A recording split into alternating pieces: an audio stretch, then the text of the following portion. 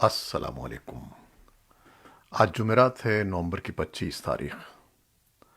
Voice of America Washington की Urdu service से मैं हूं खालिद हमीद, खबरों के एक बुलेटिन के साथ।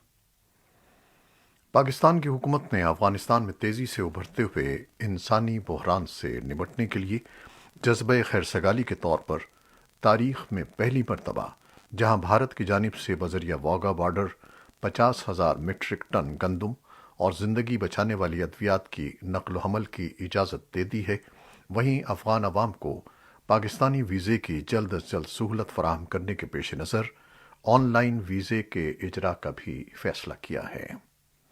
इस वक्त पाकिस्तान में 30 लाख से जायद अफ़गान शहरी रिहाइश पसीर हैं। अफ़गानिस्तान में हालात की खराबी के बाद बड़ी तादाद में अफ़गान शहरियों ने पाकिस्तान का रुख किया, ताहम पाकिस्तान ने पहले से मुतनब्बिह कर दिया था कि वो मज़ीद मुहाजिरीन का मुतहम्मिल नहीं हो सकता। अफ़गानिस्तान के हुक्मरान तालिबान ने बुध को अमरीका पर जोर दिया है कि दोनों फरीकों के दरमियान हल तलब मसाइल तय करने के सिलसिले में अमली इक़दामात उठाए जाएं। अगले हफ्ते दोहा में दोनों फरीकों के दरमियान मुज़ाकरात का नया दौर शुरू होने वाला है। मंगल को अमरीका ने ऐलान किया कि अफ़गानिस्तान के लिए उसके खुसूसी एलची थॉमस वेस्ट अमरीकी वफ़द की क़यादत करेंगे। कतर के दारुल-हुकूमत में तालिबान लीडरों के साथ ये मुज़ाकरात 2 हफ्ते तक जारी रहेंगे। तालिबान के एक सीनियर ओहदेदार सुहेल शाहीन ने दोतरफा मुज़ाकरात दोबारा शुरू करने के अमरीकी फैसले का खैर मकदम किया है। उन्होंने कहा कि हम खुले दिल से अमरीका के साथ तमाम मसाइल को बातचीत के जरिए हल करना और उनके साथ मुस्बत ताल्लुकात कायम करना चाहते हैं। शाहीन को तालिबान ने अक़वाम मुत्तहिदा में अपनी हुकूमत का मुस्तकिल नुमाइंदा नामजद किया है। वाशिंगटन में महकमा खारजा के तर्जुमान नेड प्राइस ने नामानिगारों से बात करते हुए कहा था कि खुसूसी एलची थॉमस वेस्ट तालिबान मुज़ाकरातकारों के साथ कौमी मफाद के तहत अहम मसाइल पर बातचीत करेंगे। अमरीका और तालिबान के दरमियान ये मुज़ाकरात एक ऐसे मौके पर हो रहे हैं जब वहाँ इंसानी बहरान शदीद होता जा रहा है और अक़वाम मुत्तहिदा के मुताबिक 60% आबादी 2 वक्त की रोटी के लिए तरस रही है। ये बहरान बरसों की जंग, गुर्बत और बदउनवानी की वजह से पैदा हुआ है और इस पर मुस्तदाद ये कि तालिबान पर बैनुल-अक़वामी इक़्तिसादी पाबंदियाँ भी लागू हैं। तालिबान और बैनुल-अक़वामी इमदादी एजेंसियों ने भी यही कहा है कि बैनुल-अक़वामी पाबंदियों ने अफ़गानिस्तान में माशी बहरान पैदा कर दिया है। तालिबान के तर्जुमान ज़बीउल्लाह मुजाहिद का कहना है कि मजहबी उलमा की जानिब से अफ़गानिस्तान के तालीमी निज़ाम पर नज़रसानी मुकम्मल होने के बाद लड़कियों के स्कूल आइंदा साल खोले जाएंगे। वो जुमेरात को काबुल में तालिबान हुकूमत की हिमायत में मुनक़िद होने वाले शिया रहनुमाओं के इज्तिमा से गुफ्तगू कर रहे थे। उन्होंने कहा कि तालिबान अफ़गानिस्तान में ख़वातीन को मुलाज़मत के मौक़े भी फराहम करेंगे।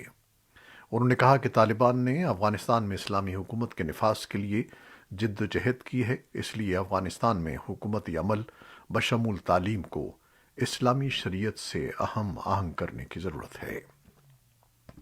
दूसरी जानिब एमनेस्टी इंटरनेशनल ने कहा है कि बैनुल-अक़वामी बिरादरी को अफ़गानिस्तान में ख़वातीन के हकूक़ की हिमायत के लिए अपने तवील मुद्दती अज़्म पर कायम रहना चाहिए। भारत के ज़ेर इंतज़ाम कश्मीर के हुक्काम का कहना है कि शोरिश ज़दा रियासत में लोगों में मुनशियात का इस्तेमाल बढ़ता जा रहा है। भारतीय हुक्काम इल्ज़ाम लगाते हैं कि स्मगलर मुतनाज़ा कश्मीर को तकसीम करने वाली हदबंदी लाइन और बाकी मादा पाकिस्तान भारत सरहद के रास्ते अफ़यून और दीगर मुनशियात भारत पहुँचाते हैं, लेकिन उनके बकौल हालिया बरसों में इस तरह की गैर कानूनी सरगर्मी सबसे ज़्यादा जम्मू और कश्मीर में देखी गई है। पाकिस्तान इस इल्ज़ाम की तरदीद करता रहा है कि उसका इस तरह की किसी सरगर्मी में कोई किरदार है। पाकिस्तान में पेट्रोलियम डीलर्स एसोसिएशन की हड़ताल के बायस अवाम को शदीद मुश्किलात का सामना करना पड़ रहा है। पेट्रोल पंप मालिकान का मुतालबा है कि उनके प्रॉफिट मार्जिन में इजाफा किया जाए। उनका कहना है कि इससे कबल अप्रैल में किया जाने वाला मुनाफा बहुत कम था और मुल्क में अफरात ज़र बढ़ने के बायस उसमें मजमूई तौर पर 6% का इजाफा नागुज़ीर है। تاہم حکومت کا کہنا ہے کہ ایسا کرنے سے پیٹرولیم مصنوعات کی قیمتیں 9 روپے مزید مہنگی ہو جائیں گی، جو پہلے ہی تاریخ کی بلند ترین سطح پر ہیں۔ ادھر تیل اور گیس پر نظر رکھنے والے ماہرین کا کہنا ہے کہ ڈیلرز کا مطالبہ حکومت کی اس پالیسی کے تحت ہے جو سن 2018 میں بنائی گئی تھی، اور اس کے تحت ان کا مطالبہ جائز لگتا ہے۔ آسٹریلیا انتہائی دائیں بازو کے انتہا پسند گروپ دا بیس اور لبنانی گروپ حزب اللہ کو کالعدم دہشت گرد تنظیموں کی فہرست میں شامل کرنے کا ارادہ رکھتا ہے۔ وزیر داخلہ کیرن اینڈریوز نے بدھ کو کہا کہ حزب اللہ کی بیرونی سیکیورٹی تنظیم کو سن 2003 سے آسٹریلیا کی ضابطۂ فوجداری کے تحت ایک دہشت گرد تنظیم کے طور پر درج کیا گیا ہے۔ دا بیس کی ابتدا امریکہ میں ہوئی ہے اور یہ صرف دوسرا انتہائی دائیں بازو کا گروپ ہے جسے آسٹریلیا میں دہشت گرد تنظیم قرار دیا جائے گا۔ صومالیہ کے دارالحکومت میں جمعرات کو ایک اسکول کے قریب ہونے والے دھماکے میں کم از کم 8 افراد ہلاک اور 17 زخمی ہو گئے۔ الشباب کے شدت پسند گروپ نے موغادیشو میں ہونے والے اس حملے کی ذمہ داری قبول کی ہے، جو ایک نامور صومالی صحافی کو ہلاک کرنے کے چند دن بعد ہوا ہے۔ الشباب کے ایک بیان میں کہا گیا تھا کہ جمعرات کو ہونے والے بم دھماکے کا نشانہ ایک قافلہ تھا جس پر صبح کے پرہجوم اوقات میں حملہ کیا گیا۔ روس کے علاقے سائبیریا میں کوئلے کی کان میں جمعرات کو ہونے والے حادثے میں کم از کم 11 افراد ہلاک اور 40 سے زائد زخمی ہو گئے ہیں۔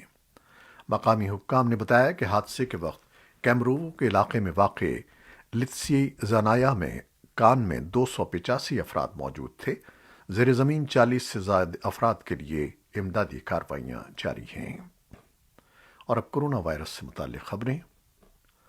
تازہ ترین اعداد و شمار کے مطابق اب بھی امریکہ میں ہر روز اوسطاً 1 لاکھ مزید لوگ کورونا وائرس سے متاثر ہو رہے ہیں۔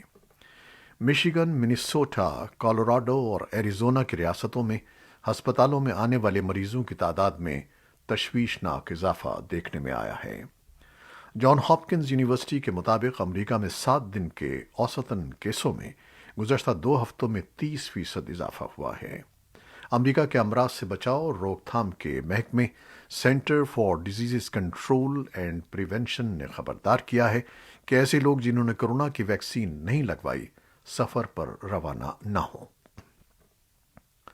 3 یورپی ممالک میں کووڈ کے نئے کیسز نے ریکارڈ توڑ دیے ہیں، جس کے نتیجے میں وائرس کے پھیلاؤ کو کم کرنے کے لیے فوری اقدامات کا مطالبہ کیا گیا ہے۔ سلوواکیہ، جمہوریہ چیک اور ہنگری میں ویکسین کی شرح 60% سے کم ہے، اور ان تمام ممالک میں بدھ کو انفیکشن کی شرح نئی بلندیوں پر پہنچ گئی۔ یورپی centre for disease prevention and control یا ECDC نے کورونا وائرس کے بڑھتے ہوئے کیسز کے پیش نظر اپنی بوسٹر پالیسی کو تبدیل کر دیا ہے، اور اب وہ 40 سال سے زائد عمر کے بالغوں کے لیے اس کی سفارش کر رہا ہے۔ جرمنی کے کچھ حصوں میں بڑھتے ہوئے کیسز کے پیش نظر نقل و حرکت پر پابندی لگائی جا رہی ہے۔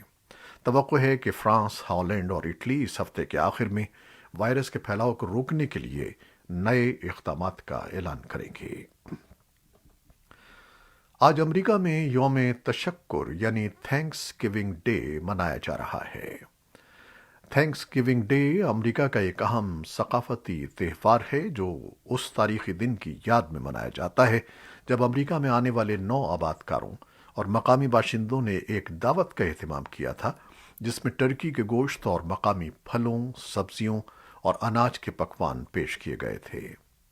اس موقع پر انہوں نے مل جل کر رہنے اور مستقبل کی جانب سفر میں قدم سے قدم ملا کر چلنے کا عہد کیا تھا۔ امریکہ میں یہ تہوار نومبر کی چوتھی جمعرات کو منایا جاتا ہے، یعنی آج کے دن۔ اسے امریکہ میں تعطیلات کے موسم کا آغاز بھی کہا جاتا ہے کیونکہ اس سے اگلے دن بلیک فرائیڈے ہوتا ہے جو امریکہ میں خریداریوں کا سب سے بڑا موقع فراہم کرتا ہے۔ اس روز اکثر چیزیں انتہائی کم قیمت پر مل جاتی ہیں۔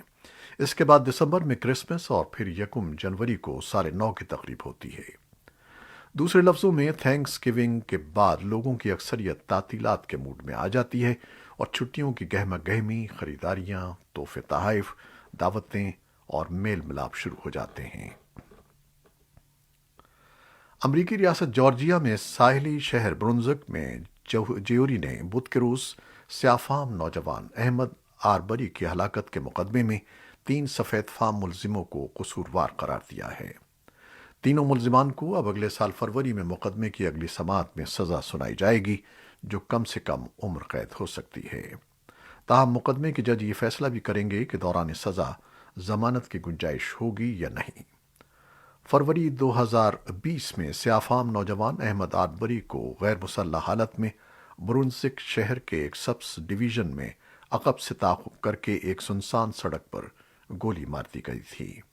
ابتدا میں اس کیس کو زیادہ توجہ حاصل نہیں ہوئی، لیکن اس واقعے کی ایک ویڈیو لیک ہونے کے بعد آربری کی غیر فطری موت امریکہ میں سیاہ فاموں کے ساتھ نسلی بے انصافی کے ایک اور واقعے کے طور پر سامنے آئی۔ فیصلہ سنانے سے پہلے جیوری نے تقریباً 10 گھنٹے تک آپس میں صلاح مشورہ کیا، جس کے بعد سفید فام ملزمان گریگ مائیکل، ان کے بیٹے ٹریوس مائیکل اور محلے دار ولیم روڈی برائن کو آربری کے قتل کا قصوروار قرار دیا گیا۔ اور آخر میں ایک اعلان سماعت فرمائیے۔ وائس آف امریکہ اردو پیر 29 نومبر سے لا رہا ہے ایک نیا ہفتہ وار ڈیجیٹل شو عین مطابق، جس میں خواتین کی صحت، تعلیم اور معاشرتی مسائل پر مبنی ان اہم موضوعات پر گفتگو ہوگی جنہیں بے خبری، لا علمی اور سماجی رویوں کی وجہ سے نظر انداز کر دیا جاتا ہے۔ میزبان ہیں ندا سمیر۔ دیکھنا مت بھولیے گا عین مطابق، پاکستان میں ہر پیر کی رات 9 بجے اور بھارت میں 9:30 بجے وائس آف امریکہ اردو کے یوٹیوب اور فیس بک چینل پر۔ یہ تھیں وہ خبریں جو فیس بک لائیو پر ہم نے آپ کے لیے پیش کی۔ ہماری ویب سائٹ، یوٹیوب اور پوڈ کاسٹ پر یہ بلیٹن آپ کے لیے پوسٹ کر دیا جاتا ہے۔ ہمارے اس بلیٹن کو شیئر کرنا نہ بھولیے گا۔